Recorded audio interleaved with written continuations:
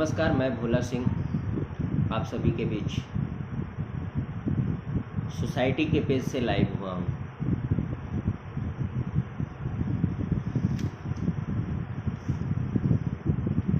आज मैं आपसे पुनः उस प्रकृति को बचाने के लिए आपसे निवेदन करूंगा, आप सभी से सुझाव मांगूंगा।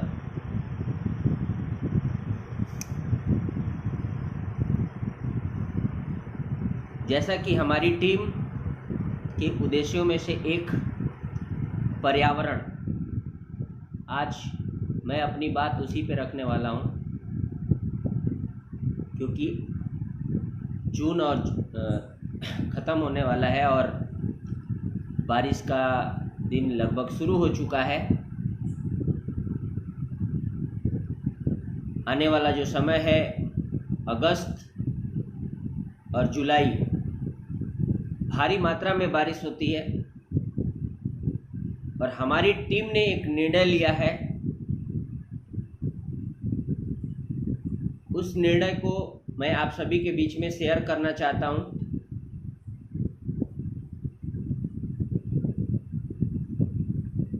हमारी टीम शुरू से ही, हमारी टीम के कई उद्देश्य हैं, लेकिन उन मुख्य उद्देश्यों में से एक हमारा जो प्राथमिकता रहा है वो पर्यावरण के प्रति है और हम उसके लिए संकल्पित हैं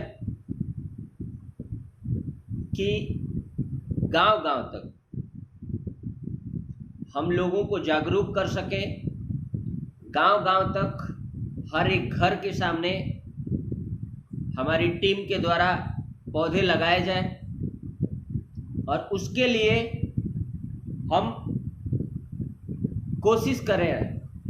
हमारी टीम भी मिलके काम कर रही है और बहुत खुशी है कि विगत हम लोग एक साल जिस तरीके से कार्य किए हैं, खासकर पर्यावरण के क्षेत्र में, मैं पूरी टीम को बधाई देता हूँ, शुक्रगुजार हूँ उस टीम का। मैं भी हिस्सा हूँ और हम सब मिलकर अलग अलग स्थानों पर, हमारी टीम अभी वर्तमान समय में 4 विधानसभा में, मुख्य रूप से 4 विधानसभा में कार्य कर रही है, जिसमें सिकंदरपुर विधानसभा, बेलतरा विधानसभा और रसड़ा विधानसभा और घोसी विधानसभा। 4 विधानसभा के प्रकृति के क्षेत्र में ज़्यादा अच्छे से अच्छे कार्य हों, इसके लिए अध्यक्ष भी नियुक्त किए गए हैं और उनकी देखरेख में हरियाली को हम हर कदम बढ़ने का कोशिश कर रहे हैं। और हमने एक अभियान शुरू किया था, मिशन हरियाली। मिशन हरियाली के माध्यम से हम बहुत गांव में पहुंचे हैं। हम लोग ये कोशिश किए हैं कि गांव के लोगों को जागरूक किया जाए और खासकर प्रकृति में, क्योंकि देखिए, प्रकृति को अगर हम नहीं बचाते हैं तो आप उसका बहुत सारे ऐसे उदाहरण हैं जो मैं आपके सामने रखूं तो समय कम पड़ेंगे। अलग अलग तरीके से प्रकृति बदला ले रही है, कभी बहुत ज़्यादा बारिश, कभी तूफान, कभी बाढ़, कभी सुनामी, कभी भूकंप। ये सभी चीज़ें तभी हो रही हैं जब हम इस प्रकृति का शोषण कर रहे हैं। जिस दिन हम प्रकृति का शोषण करना बंद कर दें, आप देखिए, लॉकडाउन शुरू हुआ, हमारा आसमान बहुत साफ दिखाई देने लगा, बहुत सारी चीज़ें साफ़ हो गई, नदियाँ साफ़ हो गई, जो कि सरकार साफ़ नहीं कर पाती है। बहुत सारी योजनाएं उस पर खर्च की जाती है पैसा, लेकिन नहीं होता है। तो प्रकृति को समझना पड़ेगा, प्रकृति के साथ अपना जो एक होता है बैलेंस, उसको बनाना पड़ेगा और उसके लिए बहुत ज़रूरी है हमारे आसपास पेड़ पौधों का होना, खासकर गर्मी के दिनों में हम सभी अपने गांव में जब रहते हैं तो हमें पेड़ पौधे ढूंढने पड़ते हैं कि चलिए छांव में बैठते हैं, थोड़ा ठंडा लगेगा, अच्छा लगेगा। क्योंकि खासकर गांव में भी जब बिजली कट जाती है तो बहुत मुश्किल हो जाता है। उस समय हम लोग पेड़ की तलाश में इधर उधर घूमते हैं। खासकर अगर मैं अपनी व्यक्तिगत अपने गांव की बात करूं तो मंदिर के पास एक बहुत बड़ा पीपल का पेड़ है। लगभग मैं बोलूं तो आधा गांव के लोग जो होते हैं वो पीपल के पास बैठ के पूरे गर्मी का मतलब मज़ा उठाते हैं। मेरा बताने का मतलब यही है कि हमारे आसपास पेड़ पौधे का होना बहुत ज़रूरी है। जिस तरीके से हमें जो नेसेसरी थिंग्स है खाने के लिए, चावल, आटा, दाल, सब्जी, ये चीज़ ज़रूरी है, उसी लिए हमें जीवन जो आगे जो जीवन बढ़ाना है उसके लिए पेड़ भी बहुत महत्वपूर्ण है। नहीं तो आज का जो सिचुएशन है, कई बार आपने भी देखा होगा मीडिया के माध्यम से, व्हाट्सएप के माध्यम से बहुत अच्छे अच्छे कोटेशन आते हैं ग्रुप में कि अगर आप इसी तरीके से प्रकृति से खिलवाड़ करते रहे तो आज अभी मास्क आप लगा रहे हो, चेहरा ढक रहे हो, इसी तरह अपने शरीर पे सिलेंडर लेके चलना पड़ेगा हवा के लिए भी। बहुत सारी चीज़ें हैं जिसके उदाहरण आते हैं, फिर भी हम इसे अनदेखा करके आगे बढ़ जाते हैं। क्यों? क्योंकि अभी हमारी उस मजबूरी को समझ में नहीं आ रहा है।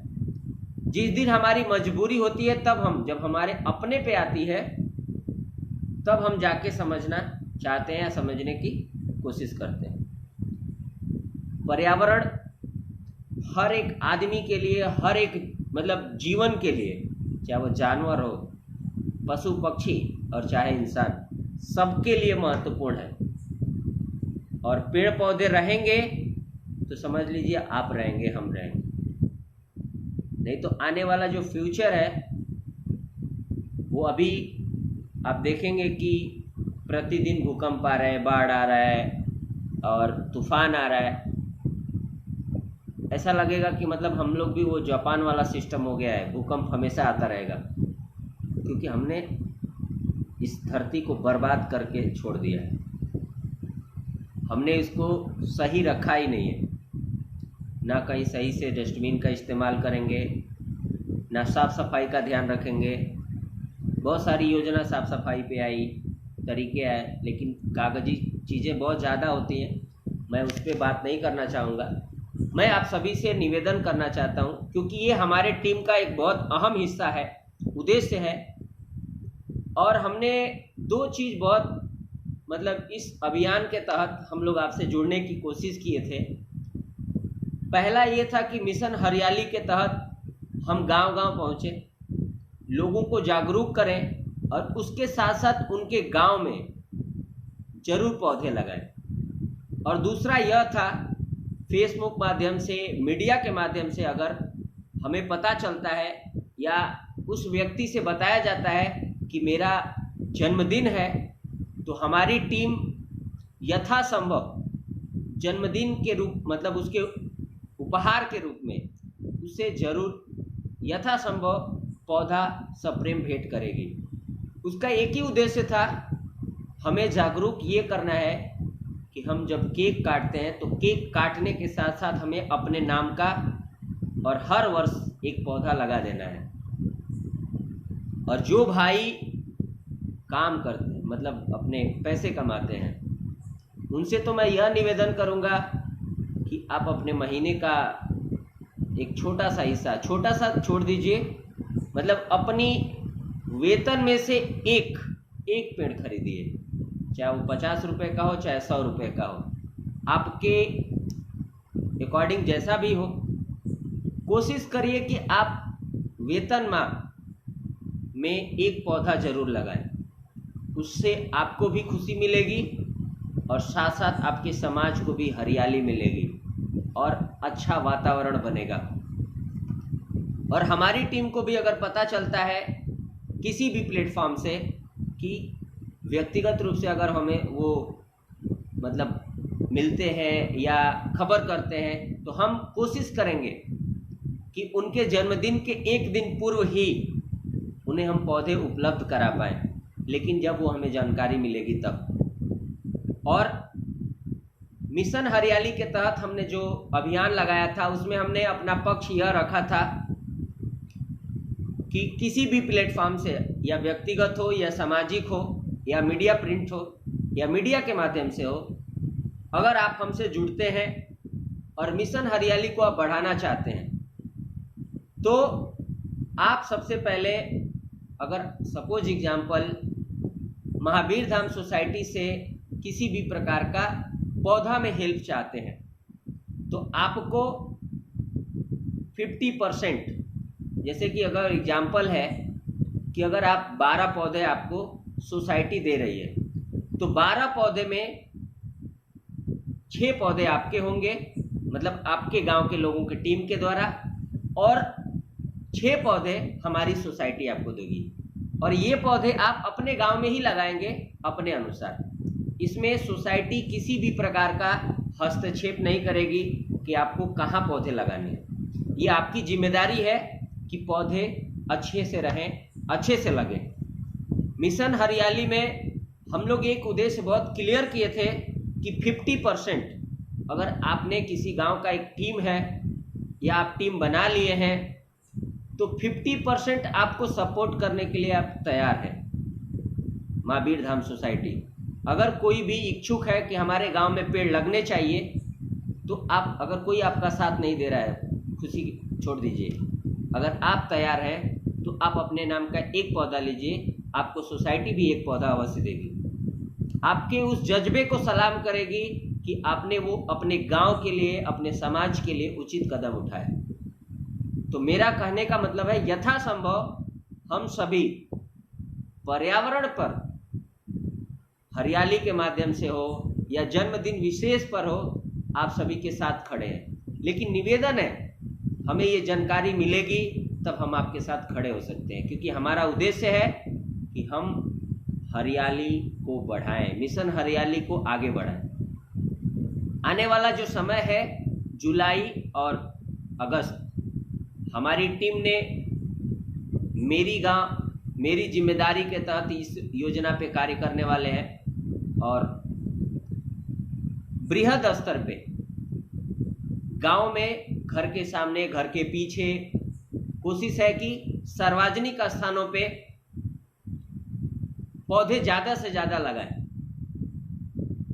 और इसमें पौधे भी मैं आपको बता दूं, हमारी अगर सोसाइटी आपको पौधे भी अगर जो देगी, वो प्रकृति के हिसाब से जो ज़्यादा ऑक्सीजन देने वाले हैं, जो ज़्यादा छांव देने वाले हैं, जो मतलब कहीं ना कहीं वो प्रकृति को संरक्षण ज़्यादा देते हैं, उन्हीं पौधों को हम बढ़ावा दे रहे हैं।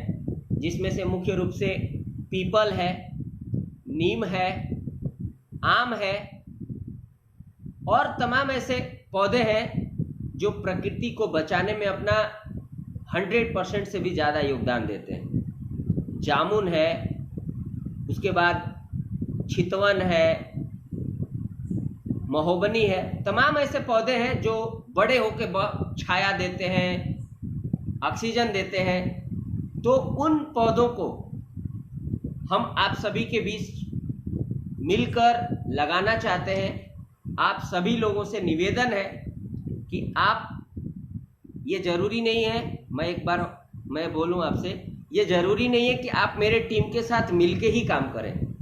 मेरा उद्देश्य यह है कि आप जरूर पौधे लगाएं, आप व्यक्तिगत लगाएं या सामाजिक लगाएं, लेकिन लगाएं। ये जो बारिश का दिन है, अगर आप लगाएंगे तो आपको पानी देने की ज़रूरत नहीं पड़ेगी, तो वो पौधा बहुत जल्दी बड़ा हो जाएगा, उसको अच्छे से पानी मिलेगा। तो बस मेरा निवेदन है कि आप उसको लगाएं, रोके ना कि बाद में लगाया जाएगा या जब समय होगा तो एक ही बार 50 लगा दिया जाएगा। आप शुरुआत करें, एक पौधे लगाने से शुरुआत करें। और हमें अगर आप संपर्क करते हैं तो हम लोग ज़रूर यथाशक्ति यथासंभव आपके साथ खड़े रहेंगे। ये हमारे टीम के उद्देश्य में से प्राथमिकता इसको दी गई है। और आपको संपर्क करने के लिए इस पेज पर भी आपको नंबर उपलब्ध मिल जाएंगे हमारे टीम के, या मेरे व्यक्तिगत प्रोफाइल भोला सिंह के नाम से है, उस पर हर चीज़ आपको उपलब्ध मिल जाएगा, जिससे कि आप हमसे संपर्क कर सकते हैं। लेकिन उद्देश्य बस एक है कि मिशन हरियाली को बढ़ाना है। और जैसे कि मैं अपने बलिया ज़िले की बात बता दूं, अभी भी बलिया ज़िला में लगभग 11 से 15 लाख पेड़ों की भारी कमी है। समय से बारिश नहीं आती है हमारे यहाँ अभी भी। तो ये कमी को हम सब पूरा करें और ब्लॉक स्तर पर, प्रधान स्तर पर, या जो डीएम कार्यालय है वहाँ से मिशन हरियाली या पौधारोपण कार्य शुरू होता है, तो आप व्यक्तिगत रूप से वहाँ जाएं और पौधे कलेक्ट करें और अपने आसपास लगाकर हरियाली को बढ़ाएं। और मैं आज लाइव इतना ही, और मैं लाइव बंद करने से पहले आज एक खुशी की बात मीडिया के माध्यम से यह मिली कि वर्तमान सरकार जिस तरीके से बाइकाट चाइना, जिस तरह से हम लोगों ने अपना पक्ष रखा था, उसी कदम में सरकार ने आज जो फैसला लिया है, लगभग 59 जो ऐप थे, मोबाइल ऐप थे, उसको उन्होंने पूरी तरह से बैन कर दिया। और एक तरह से कह सकते हैं कि यह चाइना पे बहुत बड़ी चोट है। इसका यह रीज़न है कि जो खुफिया विभाग जो था उसको पहले सेट नहीं करने पाते थे, उसके लिए पैसा खर्च वो नहीं करता था, हमारे द्वारा ही सब कुछ हो पा जाता था। अभी वो ऐसा नहीं पा पाएगा। और बैन करने के लिए मैं इस सरकार को, जो वर्तमान सरकार मोदी सरकार है, मैं उसको धन्यवाद देता हूँ पूरी टीम की तरफ से कि आपने देश हित में जो कदम उठाया, और वो भारतीयों के लिए एक बहुत गर्व की बात है। कहीं ना कहीं हम सोचते हैं कि हम चाइना का बहिष्कार करेंगे, किस तरीके से करेंगे। आपने अपने स्तर से जो भी ये कार्य किए वो बहुत सराहनीय है। हम सभी इसके शुक्रगुजार हैं और पुनः आपको धन्यवाद करते हैं। और जाते जाते मैं अपने लाइव बंद करते करते मैं आपसे बोलूँगा कि आने वाला जो माह है, आप उसके लिए ज़रूर एक पौधा, कम से कम एक पौधा आप अपने नाम का लगाइए, अपने बेटे के नाम का लगाइए, अपने माँ बाप के नाम के लगाइए, लेकिन एक पौधा जरूर लगाइए। जय हिंद, जय भारत।